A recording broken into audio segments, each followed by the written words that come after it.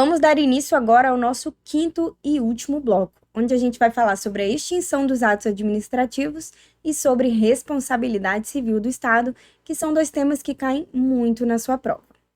Vamos lá?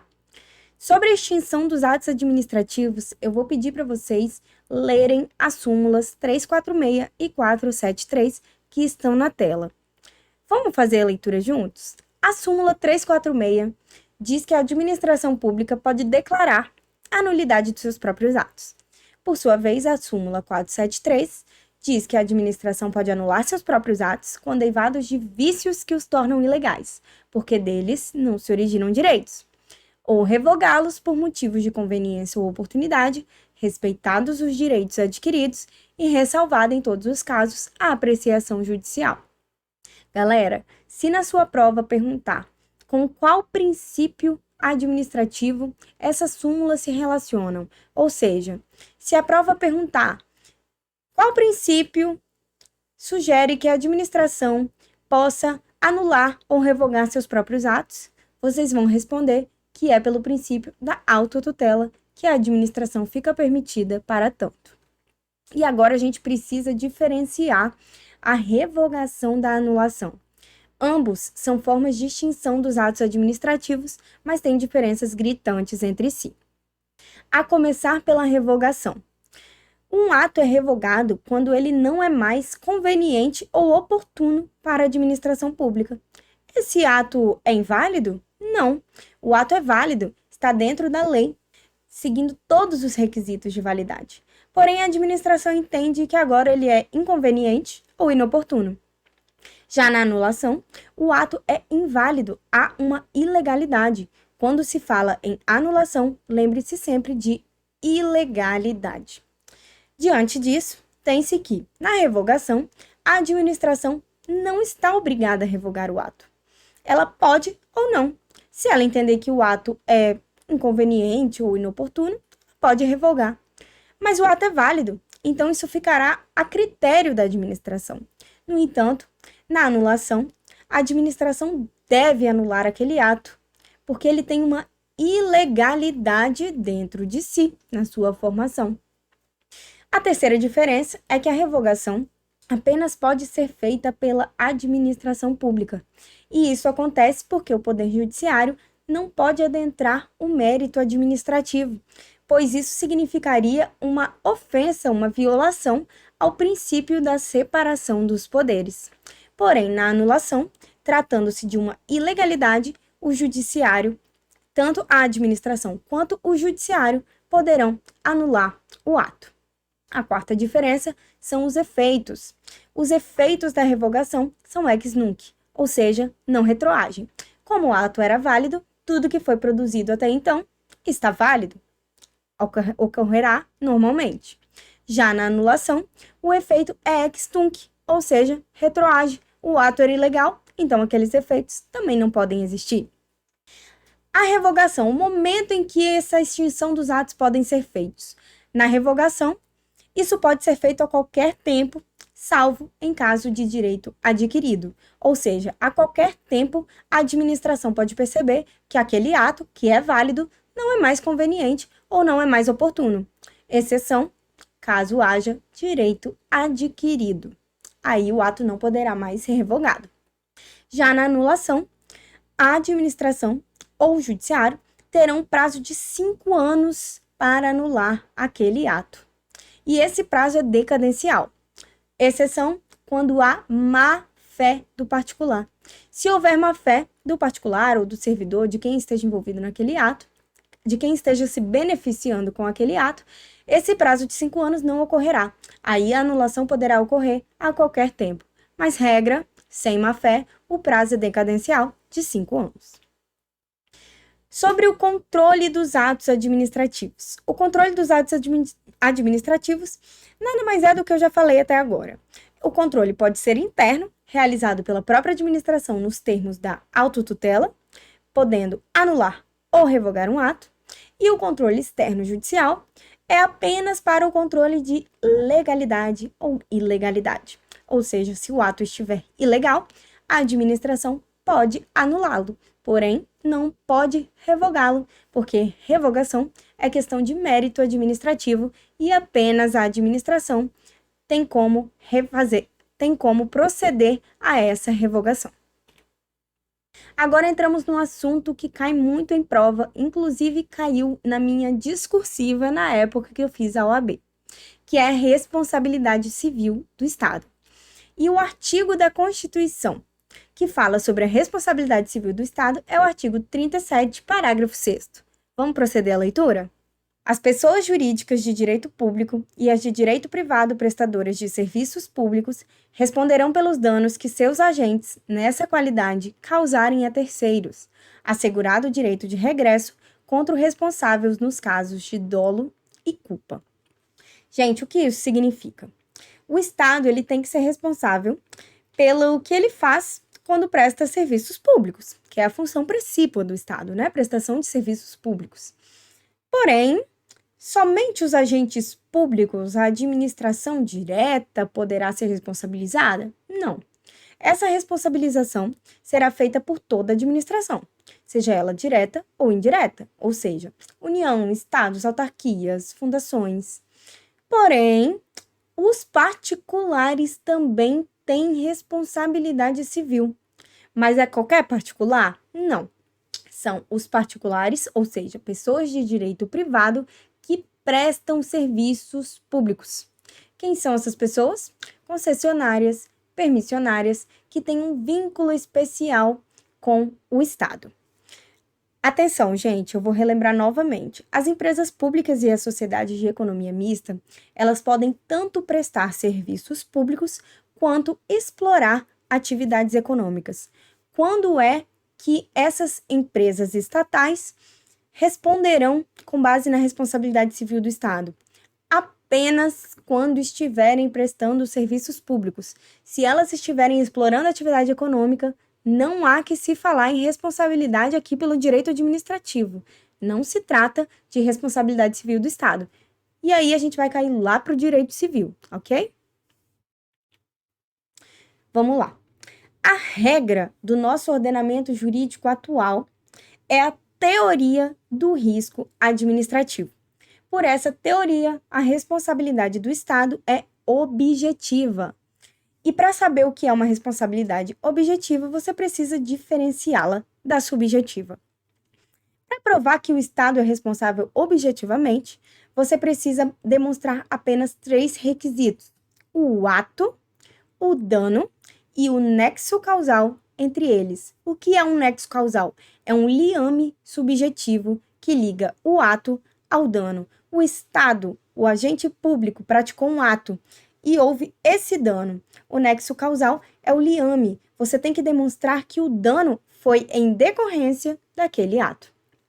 Já na responsabilidade subjetiva, você também tem que demonstrar um elemento subjetivo, que seria dolo ou culpa. Então, além de ato, dano, nexo causal, você tem que demonstrar dolo ou culpa. Regra do ordenamento, teoria do risco administrativo, Estado responde de forma objetiva. Qual o prazo de prescrição para a pessoa entrar com a ação indenizatória contra o Estado por uma responsabilidade civil? Prazo de prescrição de 5 anos. Ok. Você tem que lembrar da teoria do órgão. Quando um agente público comete algum ato que causa um dano a um particular, e esse particular vai entrar com uma ação, vai ajuizar uma ação indenizatória, ele vai entrar em relação àquele agente? Ao fiscal da vigilância sanitária, ao guarda de trânsito? Não. A teoria do órgão diz que aquele agente está vinculado à pessoa jurídica.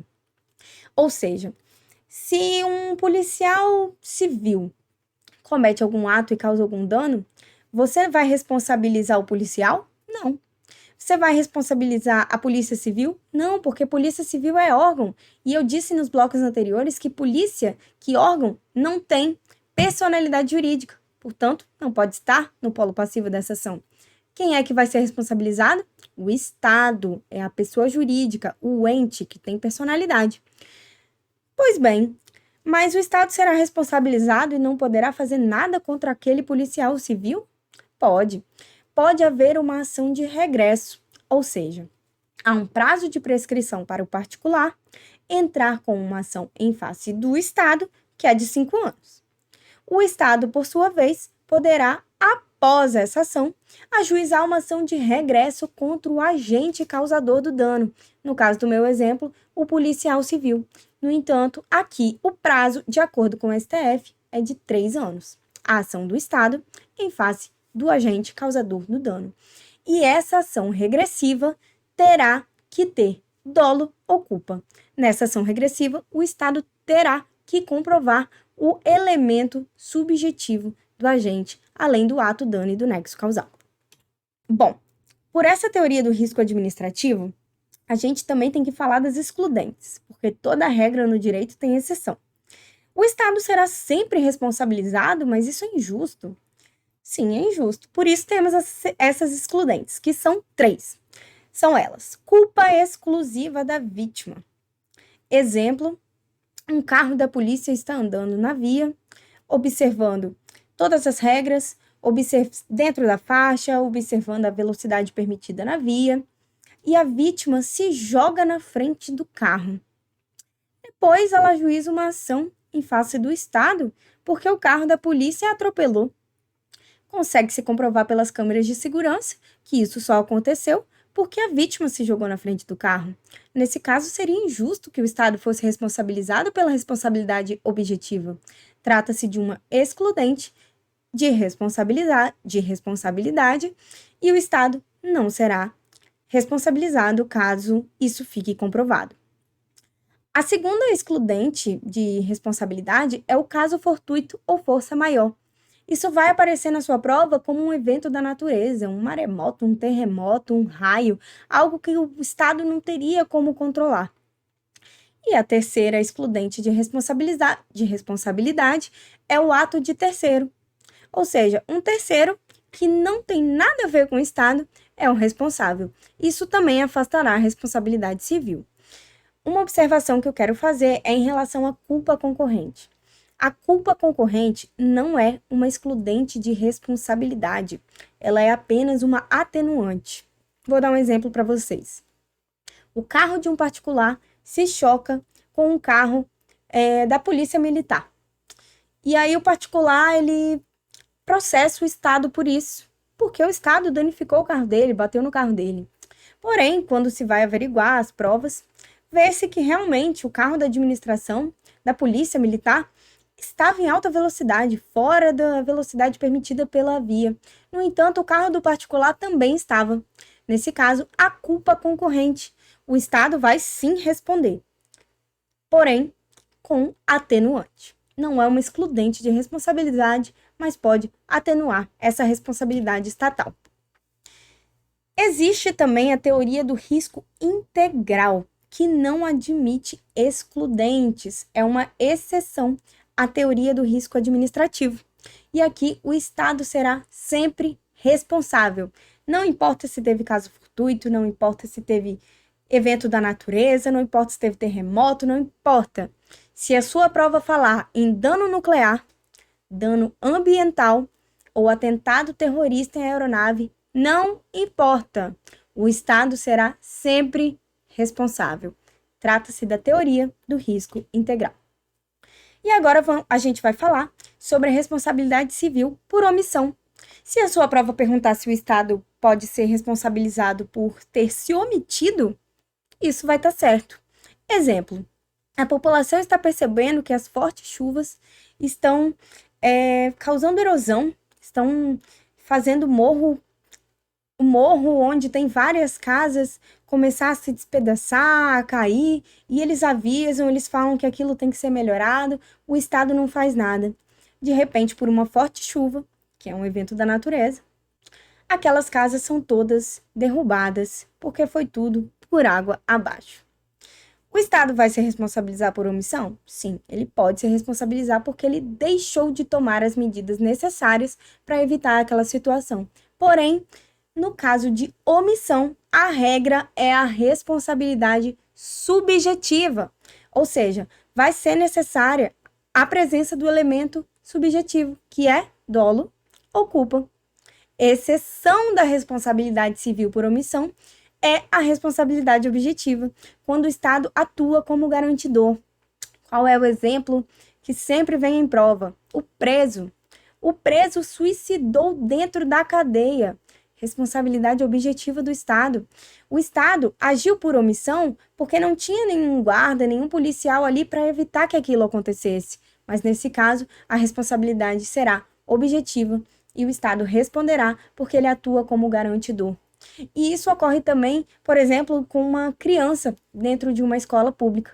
Se algo acontece com ela lá dentro, o Estado é responsável de forma objetiva, apesar de ter se omitido. Eu quero ter um cuidado aqui com a questão do preso. Se o preso acaba de sair da cela, ele faz fuga do estabelecimento prisional e ele atropela alguém com um carro que ele roubou, logo após sair, isso o Estado vai ser responsável. Porém, o preso fugiu da cela e 10 dias depois, um mês depois, ele vai matar alguém. O Estado vai ser responsável por isso? Não mais, porque houve a quebra do nexo causal, que é um dos elementos da responsabilidade civil. Bom, finalizamos aqui os pontos de direito administrativo que sempre caem na OAB e que eu gostaria de passar aqui para vocês. Desejo uma ótima prova e que a gente possa se ver na segunda fase. Até mais e até a próxima!